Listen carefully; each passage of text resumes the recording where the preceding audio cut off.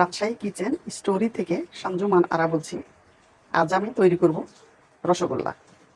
বাঙালির শেষ পাতে সর্বশ্রেষ্ঠ এবং প্রিয় খাবার রসগোল্লা।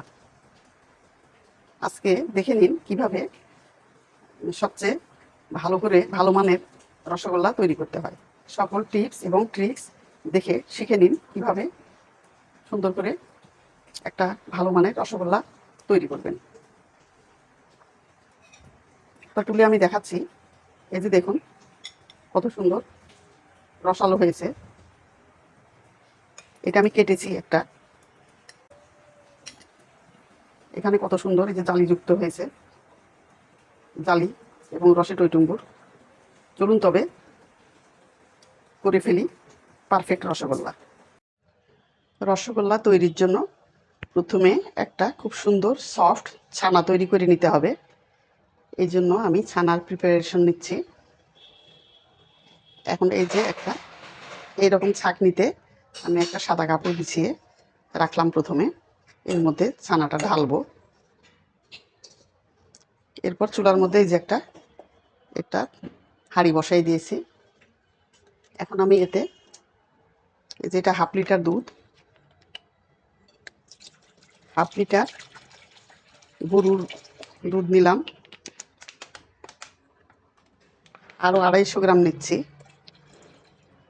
মোট 750 গ্রাম গরুর দুধ নিলাম।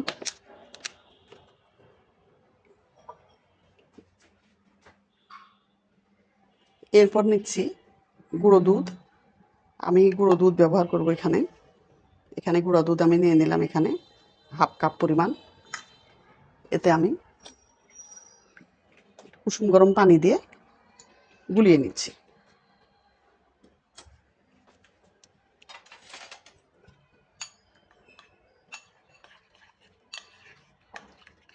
কোনো লাম্পস যেন না থাকে।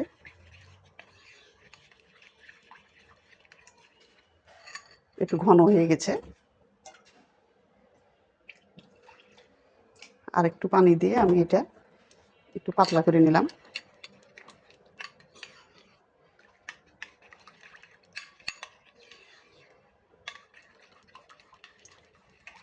এখন আমি এই দুধের সঙ্গে এটা মিলিয়ে দিলাম।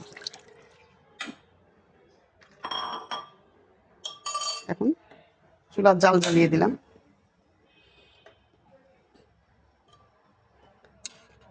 একটা সফট সুন্দর ছানা তৈরি করতে হলে ফুল ক্রিমযুক্ত গরুর দুধ লাগবে। ছানা যত ভালো হবে রসগোল্লাটাও তত সফট হবে।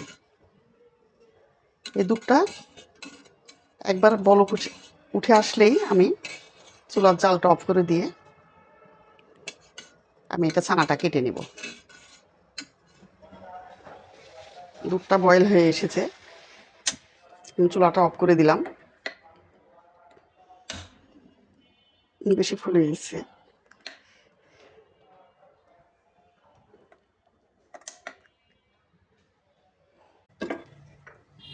আমি এখানে 2 টেবিল চামচ ভিনিগার নিয়েছি আর 2 টেবিল চামচ পানি নিয়েছি। এটা মিলিয়ে নিয়েছি। এখন এইটা দিয়ে আমি ছানাটা কেটে নেব।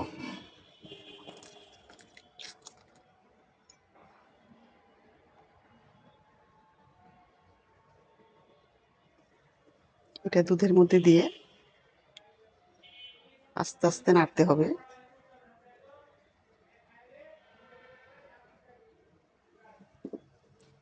আর একটু লাগবে। সবটাই দিয়ে দিলাম।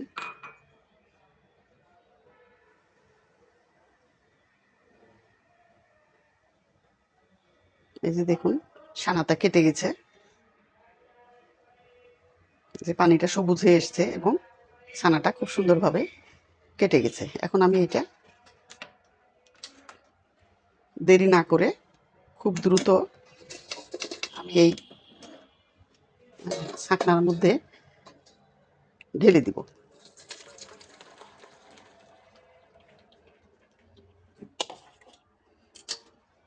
এখন এটা ঠান্ডা করার জন্য এবং ভিনিগারের গন্ধ দূর হওয়ার জন্য আমি পানি দিয়ে ধুয়ে নেব।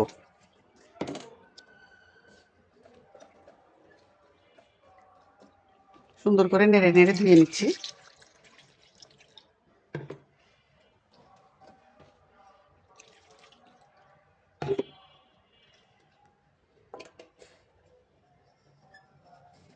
আমার হয়ে গেল, ছানাটা ধোয়া হয়ে গেল। এখন আমি এটা চিপে নিয়ে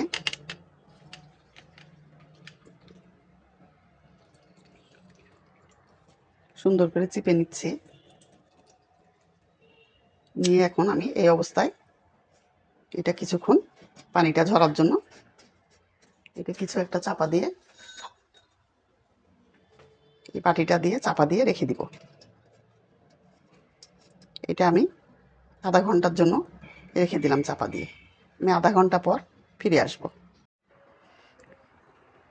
আমি আধা ঘন্টা পর ফিরে আসলাম। এই যে আমার ছানা সুন্দর একটা সফট ছানা হয়েছে।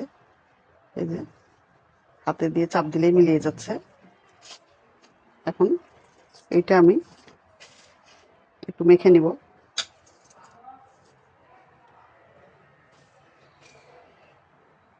এখন এর সঙ্গে কিছু উপাদান অ্যাড করব।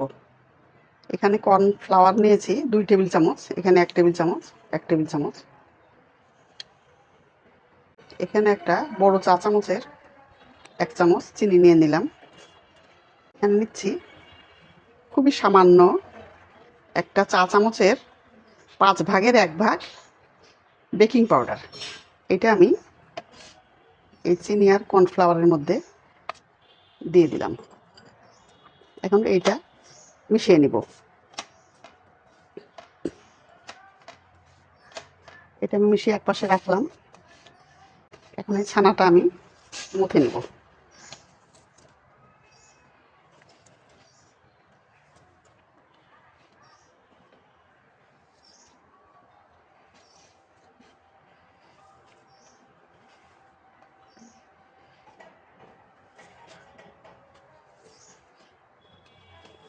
ছানাটা আমি এইভাবে হাতের এইটা দিয়ে বেশ ভালো করে একটু মুথে নিব।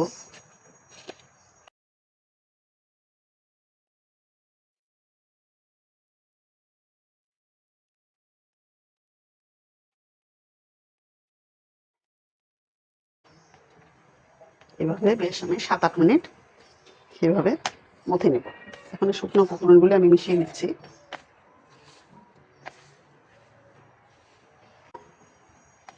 চিনিটা জালি তৈরির জন্য হেল্প করবে রসগোল্লায়, আর কর্নফ্লাওয়ার এটার মধ্যে একটা আঠালো ভাব নিয়ে আসবে আর কি, রসগোল্লা তৈরি করতে সাহায্য করবে। এখন আমি এটা সব একসঙ্গে করে নিচ্ছি। এখন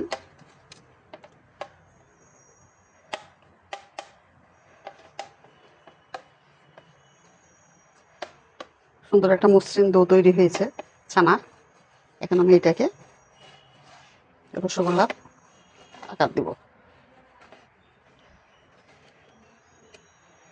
আমি মোটামুটি একটা মিডিয়াম সাইজের রসগোল্লা করব, বেশি বড়ও না বেশি ছোটও না।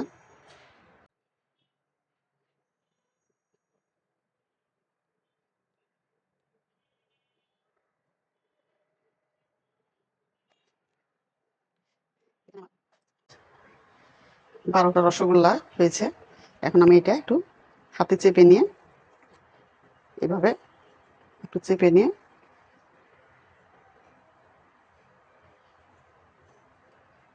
রসগোল্লার আকার দেব।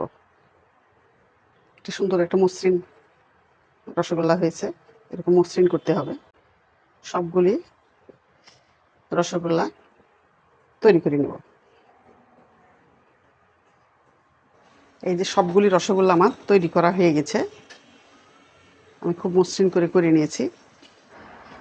ছানা মুথে নেওয়ার এক ফাঁকে আমি একটা প্রথমে পাতলা শিরা তৈরি করে নেব রসগোল্লা তৈরির জন্য। এই জন্য আমি এই কাপের 1 কাপের বেশ বড় কাপ, এটা 1 কাপ চিনি ঢেলে দিলাম। এর সঙ্গে আমি দিয়ে দেব 1 2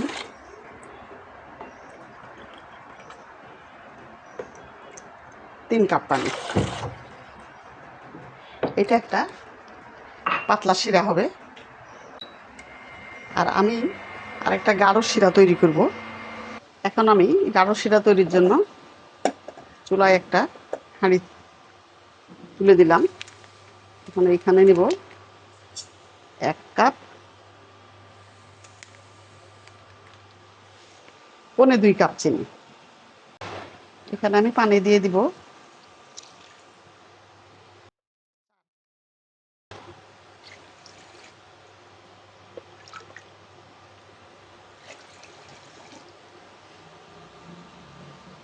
2 কাপ চিনিতে আমি 3 কাপ পানি দিলাম। এখন এটা জাল হতে থাকুক। এর মধ্যে 2টা এলাচি ফাটিয়ে দিয়ে দিলাম ফ্লেভারের জন্য। এখন আমি এদিকে চিনি শিরাটা বয়েল হয়ে গেছে। এখন আমি এর মধ্যে একটা একটা করে রসগোল্লা ছেড়ে দিচ্ছি। একবারে সব দেওয়া হবে না, একটা একটা করেই দিতে হবে।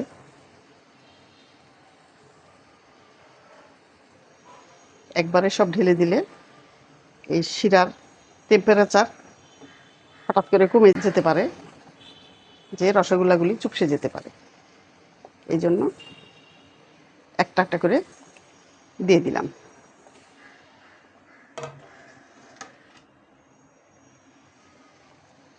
এখন আমি এই রসগোল্লাগুলি একটা ঢাকনা দিয়ে ঢেকে দিলাম 7-8 মিনিটের জন্য। দেখুন কত সুন্দর আমার রসগোল্লাগুলি ঝাঁপ এসে গেছে। এই উপরের ফেনাগুলিকে ঝাঁপ বলে। এই ঝাঁপ আসলে তাহলে ভিতর উপরে নিচে সব জায়গাতেই রসগোল্লাগুলি খুব সুন্দরভাবে কুক হবে। এখন আমি আবার ঢাকা দেব।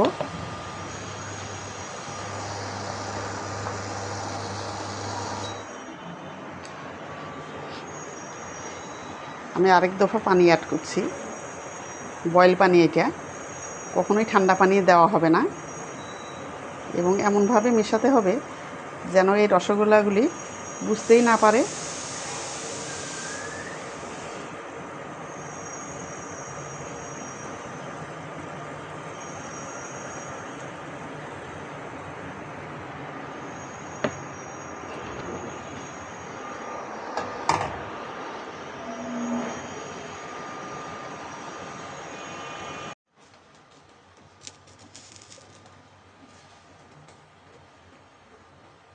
আমি এইভাবে আরও কয়েকবার পানি অ্যাড করেছি, বয়েল পানি।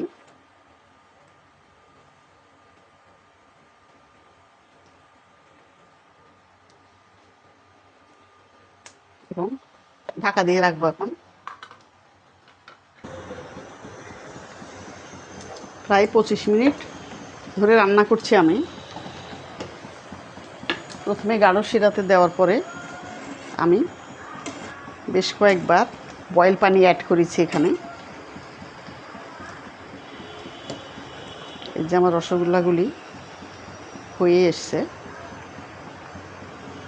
আমি আর কিছুক্ষণ এটা বয়েল করব।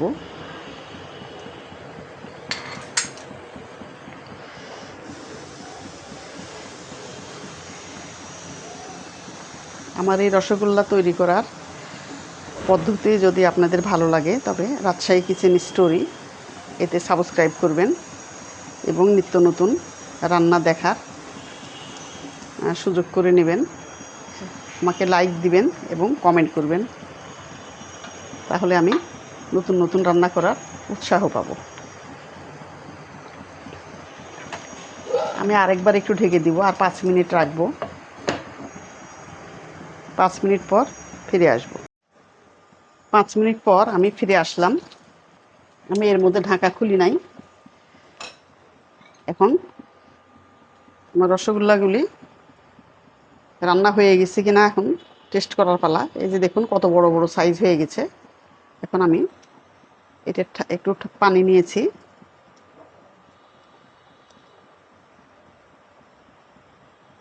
হ্যাঁ, আমার রসগোল্লাগুলি হয়ে গেছে, এই যে পানিতে ডুবে গেল, তার মানে আমার রসগোল্লা কুক হয়ে গেছে।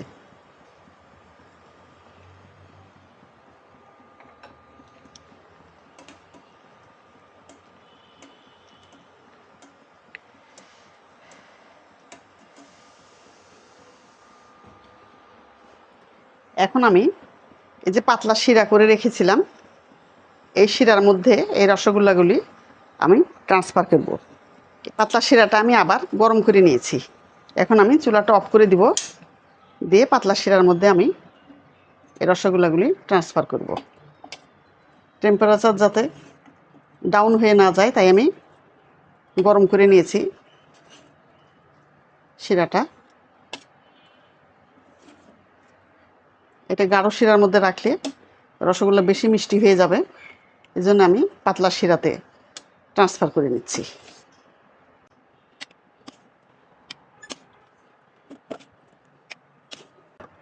আমার মতো করে রসগোল্লা তৈরি করবেন আপনারা, কখনো ফেল করবেন না। নো ফেল রসগোল্লা তৈরি।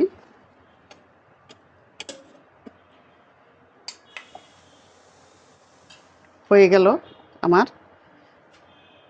750 গ্রাম দুধ দিয়ে তৈরি করলাম 1 কেজি পরিমাণ দোকানের মতো রসগোল্লা। প্রায় 6 ঘন্টা আমি পাতলা শিরাতে এটা আমি ডুবিয়ে রেখেছিলাম। এরপর আমি দেখাচ্ছি এই যে কত সুন্দর সঠিক রসগোল্লা হয়েছে, কত ইয়ামি ইয়ামি দেখতে হয়েছে গোল গোল রসগোল্লা।